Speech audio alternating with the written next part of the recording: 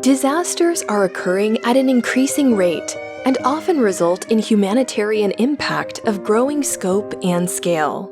The International Red Cross and Red Crescent movement, and especially national societies, are critical responders to these disasters.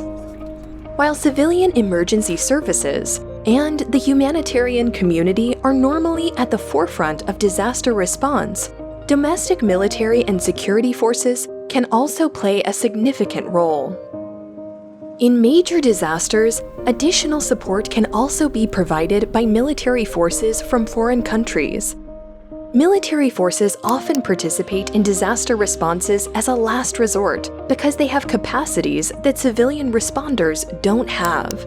Examples of military support to disaster response provided includes providing search and rescue staff and equipment, using aircraft, ships, helicopters, and trucks to transport food and other necessities into the disaster area to affected people, taking charge of the access routes in the disaster areas, including airports and ports, providing engineering equipment to repair infrastructure and clear rubble and debris, and, in some cases where civilian agencies cannot do so, directly providing and distributing assistance to the population affected by a disaster, including providing health care.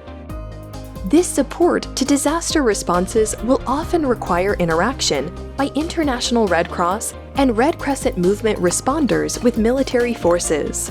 This interaction must be governed by the fundamental principles and a common set of movement guidelines.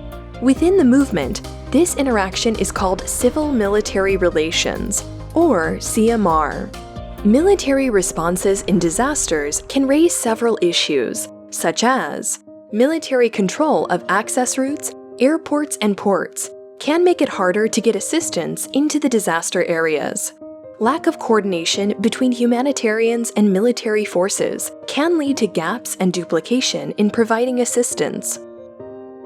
If the affected population or the global audience have a negative opinion of the military and perceive that the International Red Cross and Red Crescent movement is working too closely with these forces, this may lead to a lack of acceptance of the movement, potentially putting our staff at risk or reducing our access to affected populations.